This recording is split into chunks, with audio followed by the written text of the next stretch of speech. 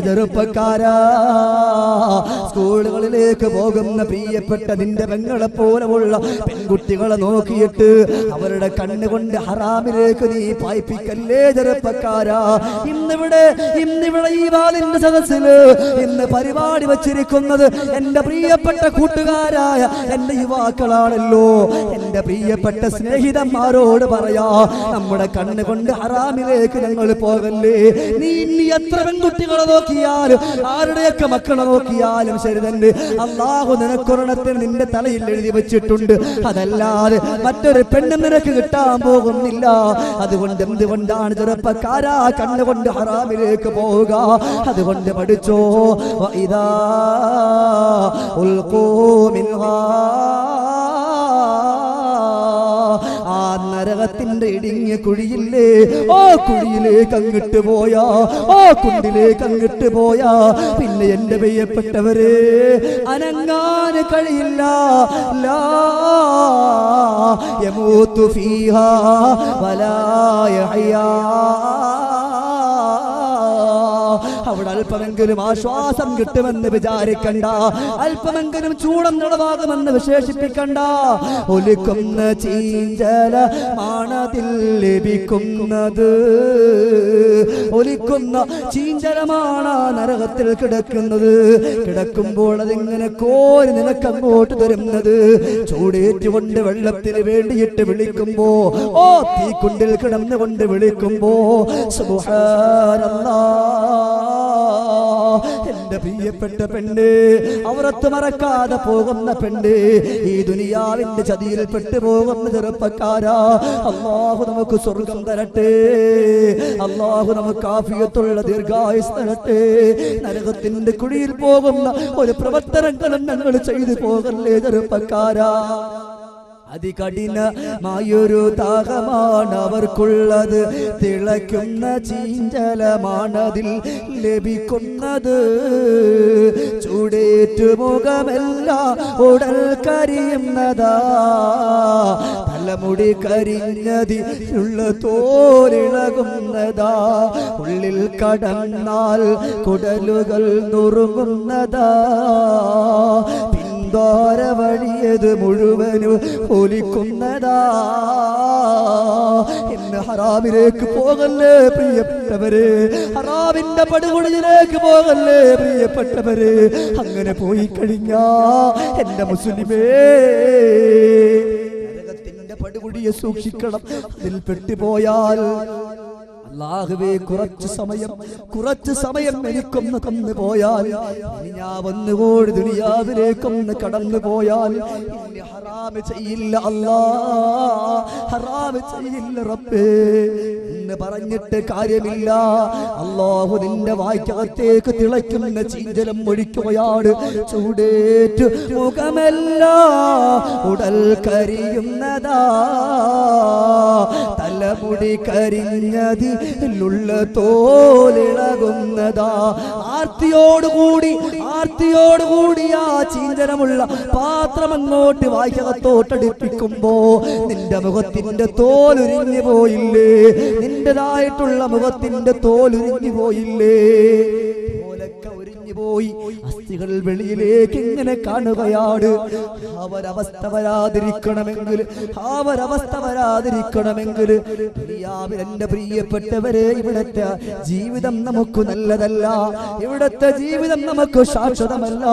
എല്ലാവരെയും വിട്ടുപിരിഞ്ഞുകൊണ്ട് പോകേണ്ടുന്നൊരവസ്ഥ വരും. ഓ പോക്കെവിടേക്കാ? സ്വർഗത്തിലേക്കാണോ അതല്ല നരകത്തിലേക്കാണോ? അതുകൊണ്ട് പ്രിയമുള്ളവരെ, ചെയ്തിട്ടുള്ള കുറ്റങ്ങൾ മുഴുവൻ ആദ്യം പറഞ്ഞതുപോലെ നമസ്കാരം കഴിഞ്ഞിട്ട് റബ്ബേ, ഇന്റെ കുറ്റങ്ങൾ ചെയ്തവനാ, ഇന്ന വൃത്തികേടുകൾ ചെയ്തവനാ, ഇന്ന ആഡംബരത്തിലേക്ക് പോയവനാ, അതുകൊണ്ട് റബ്ബേ അതുകൊണ്ട് പടച്ചവരെ ഞാനതാ നിന്നോട് പൊട്ടിക്കരഞ്ഞുകൊണ്ട് പൊറുക്കലിനെ ചോദിക്കുകയാണ്. ഇനി എന്റെ ഭാര്യന്റെ വേഷവിധാനം ഞാൻ ശ്രദ്ധിക്കാ, എന്റെ മക്കളുടെ വേഷവിധാനം ഞാൻ ശ്രദ്ധിക്കാ, എന്റെ അയൽവാസിയെ ഞാൻ ഇന്ന് ഉപദ്രവിക്കൂല, എന്റെ സഹോദരന് ഞാൻ ഇന്ന് ചീത്ത വിളിക്കൂല, അവന്റെ കുടുംബത്തിന് ഇഷ്ടപ്പെടാത്ത ഒരു കാര്യവും ഞാൻ ചെയ്യൂല.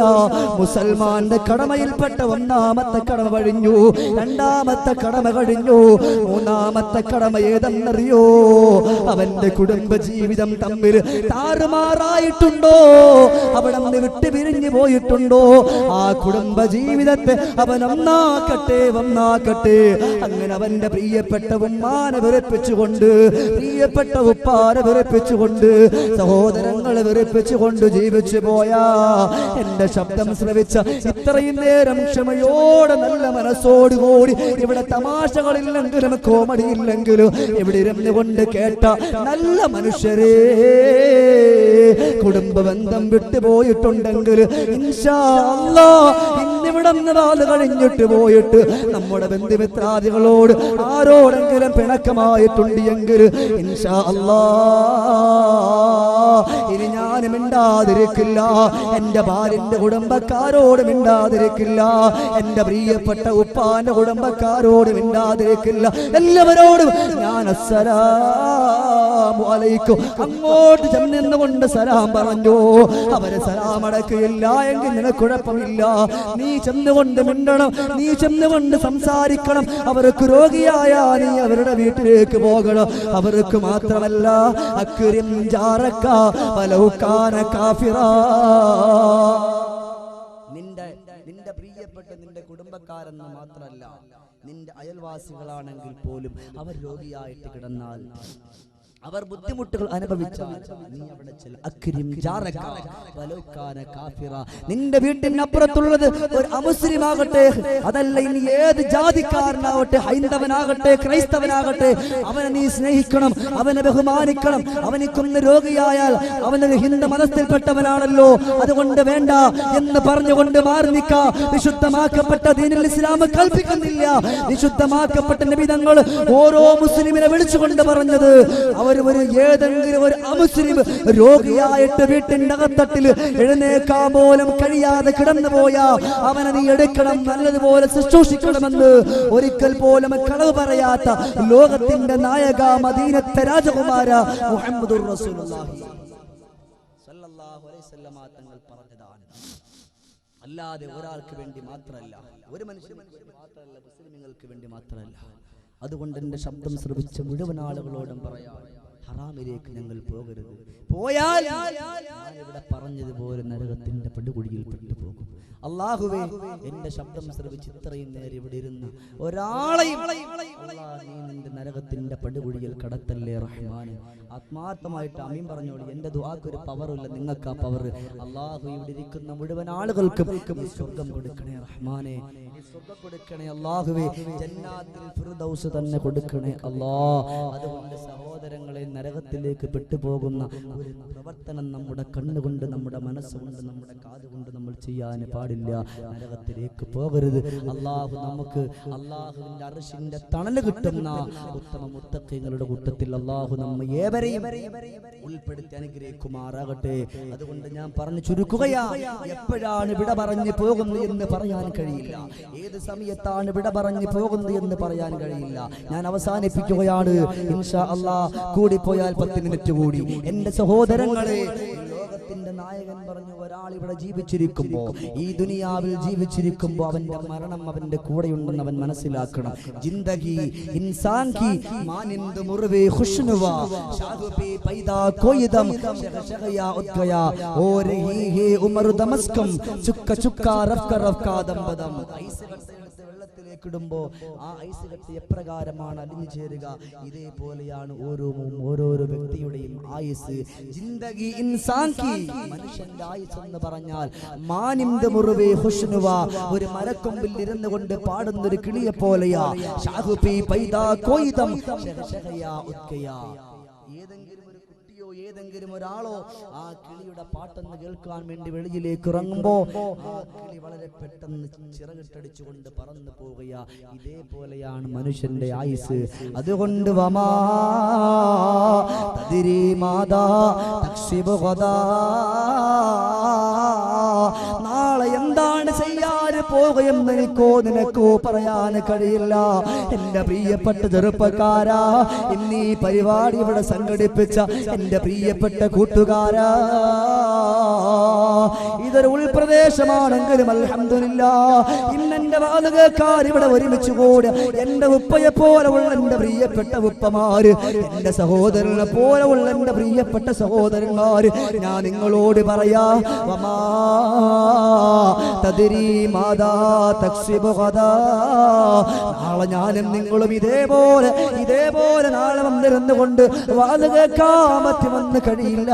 എന്റെ പ്രിയമുള്ളവരെ, ഗൾഫ് രാജ്യത്തേക്ക് ഇന്ന് കൊല്ലം ജില്ലയിലെ കുളത്തൂപ്പുഴ എന്ന് പറയുന്ന സ്ഥലത്താണ് ഞാൻ താമസിക്കുക. അവിടെ സുൽഫി എന്ന് പറയുന്ന 27 വയസ്സുള്ളൊരു പ്രിയപ്പെട്ട ചെറുപ്പക്കാർ എന്റെ വീട്ടിന്റെ അവിടെ നിന്ന് 12ാമത്തെ വീടാണ് കണകൂട്ടിയപ്പോ ആ സുൽഫി എന്ന് പറയുന്ന ചെറുപ്പക്കാരിൽ സദാ പിച്ച വെച്ച് നടക്കാൻ തുടങ്ങുന്ന ഒരു പൊന്നുമോനുണ്ട്. ആ പ്രിയപ്പെട്ട പിച്ച വെച്ച് നടക്കാൻ ഒരുങ്ങുന്ന പൊന്നുമോന് ഒരു നോക്കുന്ന കാണണമെന്നുള്ള ആഗ്രഹത്തോടു കൂടി സുൽഫിയതാ പാസ്പോർട്ടും വിസയുമെല്ലാം എടുക്കുകയാ. നാട്ടിലേക്കൊന്ന് വരണമല്ലോ, എന്റെ പ്രിയപ്പെട്ട ഭാര്യ വന്ന് കാണണമല്ലോ, എന്റെ പിച്ച വെച്ച് നടക്കുന്ന എന്റെ പ്രിയപ്പെട്ട പൊന്നുമോനെ ഒന്ന് കാണണമല്ലോ, ഈ ഒരു ആഗ്രഹത്തോടു കൂടി കടന്നു വരികയാണ്. ആ സുൽഫി എന്ന് പറയുന്ന 27 വയസ്സുള്ള പൊന്നുമോന്റെ ആ ചെറുപ്പക്കാരന്റെ മനസ്സിൽ നൂറ് ചിന്തയാ. സുബ്ഹാനല്ലാഹ്. ഒരു ദിവസം ഇതേപോലെ പൊന്നാനിയിലെ വാദം കഴിഞ്ഞിട്ട് ഞാൻ എന്റെ വീട്ടിലേക്ക് ചെല്ലുമ്പോ എന്റെ പ്രിയപ്പെട്ട അനുജൻ വിളിച്ചുകൊണ്ട് പറയാ, നമ്മുടെ വീട്ടിനടുത്തുള്ള സുൽഫി എന്ന് പറയുന്ന ചെറുപ്പക്കാർ വാഹന അപകടത്തിൽ മരണപ്പെട്ടു പോയി, അവന്റെ ജനാസ നാട്ടിലേക്കൊന്ന് കൊണ്ടുവരാ ഒരുങ്ങുകയാണ്. എന്റെ പ്രിയമുള്ളവരെ, ഇത് കേട്ടുകൊണ്ട് പൊട്ടിക്കരഞ്ഞു പോയില്ലേ? ഇത് കേട്ടുകൊണ്ട് ആ കുടുംബക്കാര് പൊട്ടിത്തകർന്നു പോയില്ലേ? പിച്ച വെച്ച് നടക്കുന്ന പൊന്നുപോലെ ഒരു നോക്കൊന്ന് കാണുവാൻ വേണ്ടിയിട്ട് വരാനിരുന്ന ആ പ്രിയപ്പെട്ട യുവ കോമളൻ ഈ ലോകത്തോട് വിട പറഞ്ഞില്ലേ? 60 വയസ്സ് വേണമെന്നില്ല, 20 വയസ്സ് വേണമെന്നില്ല, 10 വയസ്സ് വേണമെന്നില്ല, 90 വയസ്സ് വേണമെന്നില്ല, അസ്റായീൽ എപ്പോഴും കടന്നു വരാ. ഇന്നിപ്പോ നമ്മുടെ നാട്ടിൽ പോലും ഒരുപാട് അപകടങ്ങൾ സംഭവിക്കുന്നില്ലേ? അല്ലാഹുവേ, ഇനി നാട്ടിൽ അപകടമുണ്ടായെന്നൊരു വാർത്ത നീ കേൾപ്പിക്കല്ല റബ്ബേ. ഇവിടെ ഇരുന്ന് കൊണ്ട് പൊട്ടിക്കരയുമ്പോ എന്റെ ദുആക്ക് പവറില്ലെങ്കിലും ഇവിടെ ഇരിക്കുന്ന ആളുകളുടെ ആമീന് പവറുണ്ടല്ലോ അല്ലാഹ്. അതുകൊണ്ട് ഇനി യഥാ നമ്മുടെ ചെറുപ്പക്കാർ അപകടങ്ങളിൽ പെട്ടുകൊണ്ട് മരിച്ചു എന്നുള്ള ഒരു വാർത്ത ഒരൊറ്റ മാതാപിതാവിന്റെ കർണപുടങ്ങളിലേക്ക് എത്തിക്കല്ലേ റബ്ബേ. അതുകൊണ്ട് എന്റെ ചെറുപ്പക്കാരാ, മുസ്ലിമായിട്ട് ജീവിച്ചോ ചെറുപ്പക്കാരാ, ഈമാനോടുകൂടി ജീവിച്ചോ ചെറുപ്പക്കാരാ, അല്ലാഹുവിന് വേണ്ടി ഇബാദത്ത് ചെയ്തുകൊണ്ട് ജീവിച്ചോ ചെറുപ്പക്കാരാ, മോശമായിട്ട് നടക്കല്ലേ ചെറുപ്പക്കാരാ, ശംഭുവും ഗണേശം പാമ്പിലാക്കും കള്ളം കഞ്ചാവും ഒക്കെ ഉപേക്ഷിക്കണേ ചെറുപ്പക്കാരാ. ചെറുപ്പക്കാരന് വേണ്ടി മാത്രമല്ല, എന്റെ മുമ്പിൽ നിൽക്കുന്ന ഓരോരുത്തരോടും പറയുകയാണ്, അതുകൊണ്ട് റബ്ബിന് ഇഷ്ടപ്പെടാത്തതൊന്നും ഞങ്ങൾ ചെയ്യല്ലേ, നമ്മൾ പ്രവർത്തിക്കല്ലേ. എന്റെ പ്രിയമുള്ളവരെ, ഇന്ന് ഷമീർ ദാരിമി ഈ മൈക്കിന്റെ മുമ്പിൽ നിന്നുകൊണ്ട് പൊട്ടി പറയുമ്പോ നിങ്ങളത് കേൾക്കാതെ നിങ്ങൾ എഴുന്നേറ്റ് പോകല്ലേ. മനസ്സിരുത്തിക്കോ ചെറുപ്പക്കാരാ, ഇൻഷാ അല്ലാഹ് എന്റെ ജീവിതത്തിൽ ഞാൻ ഒരു മാറ്റം വരുത്തുമെന്നുള്ള അടിയുറച്ച ചിന്തയോടുകൂടി എഴുന്നേറ്റ് പോകണേ. അല്ലാഹു അങ്ങനെയുള്ള ഉത്തമ മുത്തഖീങ്ങളിൽ പെടുത്തട്ടെ. എന്റെ പ്രിയപ്പെട്ടവരെ, അതുകൊണ്ട് നമ്മളൊക്കെ നല്ലതുപോലെ ആകണം. എന്റെ പ്രിയപ്പെട്ട യുവാക്കളൊക്കെ ഇതേപോലൊരു പരിപാടി സംഘടിപ്പിക്കുമ്പോൾ എന്റെ സഹോദരങ്ങളൊക്കെ ഒന്ന് മനസ്സിലാക്കണം, ഇതെന്തിനു വേണ്ടിയാ. ഇതേപോലെ നമ്മുടെ യുവാക്കൾ കടന്നു വരുമ്പോ അൽഹംദുലില്ലാഹ് ഇവിടെ പറഞ്ഞപ്പോ എനിക്ക് നല്ല സന്തോഷമായി. കാരണം പാവപ്പെട്ട ഏതെങ്കിലും ഒരു പെൺകുട്ടി വന്ന് കെട്ടിക്ക, രോഗിയായിട്ട് കിടക്കുന്ന ഏതെങ്കിലും ഒരാളെ വന്ന് സഹായിക്കാൻ ഇതിൽ നിന്ന് കിട്ടുന്ന തുക